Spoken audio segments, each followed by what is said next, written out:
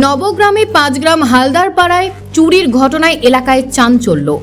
মুর্শিদাবাদ জেলার নবগ্রাম ব্লকের 5 গ্রাম হালদার পাড়ায় চোরের উপদ্রব দিন দিন বেড়েই চলেছে। কিছুদিন আগে একাধিক বাড়িতে চুরির ঘটনাটি ঘটেছে, কাল মধ্যরাত্রিতে হঠাৎ করে আবার বলে জানা গেছে।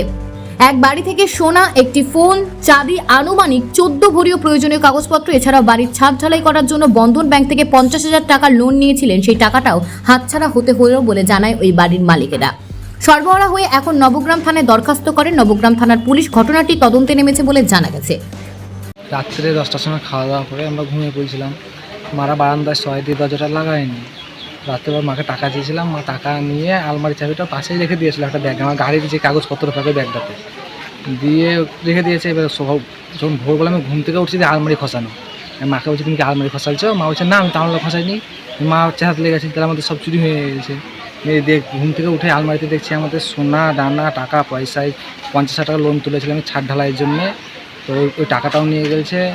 5 ভরি সোনা ছিল, 14 ভরি পাই চাঁদের গহনা ছিল, আমার গাড়ির চাবি, আবার যত কাগজপাতি সব কিছুই মানে ব্যাগে ভরা ছিল, সব নিয়ে চলে গেছে। কিছুই নাই, ফাঁকা করে দিয়েছে তারপরে। আজকে যে কী খাবো তাও নাই। কে করতে পারে বলে মনে হচ্ছে?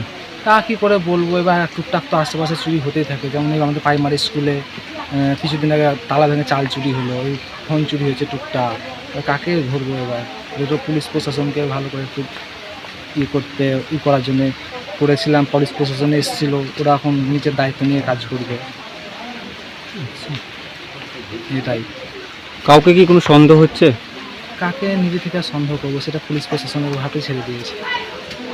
কি বলছে পুলিশ প্রশাসন, কি বললো আজ? ওগুলো দেখছি যত তাড়াতাড়ি সম্ভব সমাধান করার চেষ্টা করবো, ধরার চেষ্টা করবো। আমার ফোন ছিল, ফোনটা মাথার গোড়া থেকে ফোনটাও নিয়ে গেছে। আচ্ছা, এই যে চুরিটা হয়েছে তখন তোমরা কোথায় ছিলে?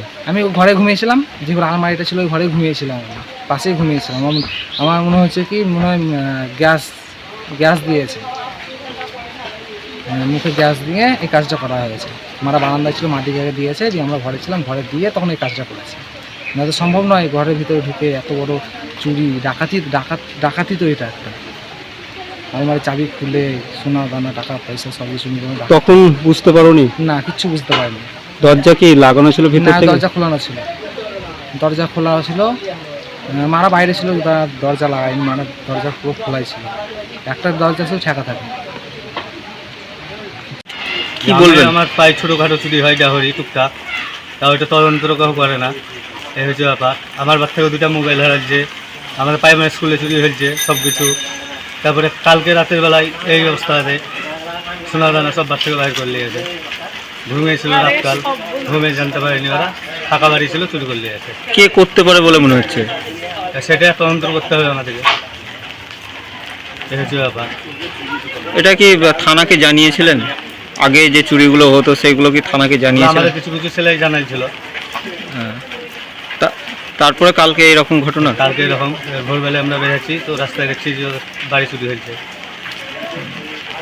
আতঙ্কিত কতটা আছেন? আছে ভালোই। এটা একটু বোন, আর ওরা স্বামী স্ত্রী, ওর মা। বোনের কি বিয়ে হয়েছে?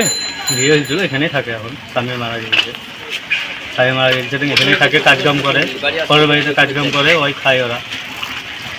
কি বলবেন? হ্যাঁ, আমাদের গ্রামে এখন চুরির পরিমাণটা অনেকটাই বেড়ে গেল। তার কারণ কিছুদিন ধরে দেখছিলাম যে চুরিটা টুকটাক করে হচ্ছিল। আর প্রাইমারি স্কুল আছে একটা পাশেই, সেই প্রাইমারি স্কুলেও চুরি হয়েছে। পাশে একটা গার্লস স্কুল আছে, সেখানেও চুরি হয়েছে। এরকম চুরির পরিমাণটা একটু করে বাড়ছে। হ্যাঁ, এই পাশের বাড়িতে কালকে রাত্রে মানে এমনভাবে চুরিটা হলো, গরিব মানুষ, সে রাজমিস্ত্রির কাজ করে আর নিজেই ঘরটা করতে করতে আজকে ঢালাই দেওয়ার কথা, আর রাত্রেই চুরিটা করে নিয়েছে। মানে সোনা দানা 4-5 ভরির মতো সোনা ছিল, আবার চাঁদি ছিল, আবার ঢালাইয়ের জন্য কিছু টাকা পয়সা রেখেছে, সেই টাকাগুলো নিয়ে চলে গেছে, গাড়ি পেপার থেকে সব কিছু। চুরির পরিমাণটা যে এই হারে বাড়ছে, তো প্রশাসনকে জানানো হয়েছে, আগেও জানানো হয়েছে। প্রশাসন সেরকম করে স্টেপ নেবে, এখন প্রশাসনকে বলা হয়েছে, এখন দেখা যায়। আজকে কি পুলিশ এসেছিল? হ্যাঁ, আজকে সকালে পুলিশ এসেছিল। পুলিশ আসার পরে এগুলো সব দেখে গেছে, ইনফরমেশন সব নিয়ে গেছে, বলে গেছে। এখন ওদের দায়িত্ব ওরা পালন করবে, এখন দেখা যাক। গ্রাম থেকে কি কাউকে সন্দেহ বা কিছু করা হচ্ছে? এখনও সেরকম সন্দেহ করা যাচ্ছে না, তার কারণ এবার ঘুমন্ত অবস্থাতেই ছিল সেটা।